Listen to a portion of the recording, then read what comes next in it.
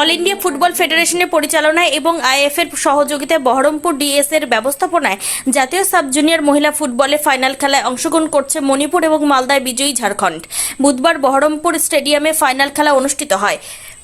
উদ্বোধনী অনুষ্ঠানে বহরমপুর ডিএস এর কর্মকর্তা সহ উপস্থিত ছিলেন মালদা জেলা ক্রীড়া সংস্থা সাধারণ সম্পাদক ও ইংরেজবাজার পৌরসভার চেয়ারম্যান কৃষ্ণেন্দু নারায়ণ চৌধুরী। খেলার শুরুতে দুই দলের খেলোয়াড়দের সাথে পরিচিত হন তারা। এই বিষয়ে কৃষ্ণেন্দু বাবু জানান, এআইএফএফ এবং আইএফএকে ধন্যবাদ। তারা জাতীয় স্তরের সাব জুনিয়র মহিলা ফুটবলে খেলা আয়োজনের দায়িত্ব দিয়েছেন যৌথভাবে মালদা জেলা ক্রীড়া সংস্থা এবং বহরমপুর জেলা ক্রীড়া সংস্থাকে। বুধবার বহরমপুর ক্রীড়া সংস্থার ময়দানে ফাইনাল খেলা অনুষ্ঠিত হচ্ছে। মালদা থেকে ফাইনালে উঠেছে ঝাড়খণ্ড, বহরমপুর থেকে মণিপুর। এই দুই দলের ফাইনাল খেলা অনুষ্ঠিত হচ্ছে। আমরা আশা করব মালদার মতো এখানেও মেয়েরা খুব আনন্দের সাথে খেলাটি শেষ করবে। প্রতিবেদন লেখা পর্যন্ত ঝাড়খণ্ড 1-0 গোলে এগিয়ে আছে, যদিও খেলা এখনো চলছে। বাংলায় কোনো শান্তিপূর্ণ কিছু হচ্ছে না, তো সেখানে আমি মালদাতে আমাদের সেমিফাইনাল খেলা হচ্ছিল।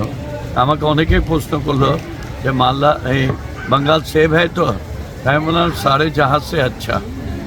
তো বাংলার মানে মালদা এবং বহরমপুরের দুটো ভেন্যু হয়েছে। এখানে দুইটো ভেন্যু মালদা থেকে উঠে এসছে ঝাড়খণ্ড, আর এখান থেকে মণিপুর।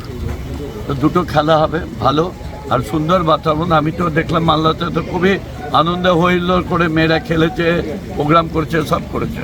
আমি আশা করব এখানেও একটা ভালো খেলা হবে এবং সেই খেলায় আমাদের বাংলার মেয়েরা উজ্জীবিত হবে।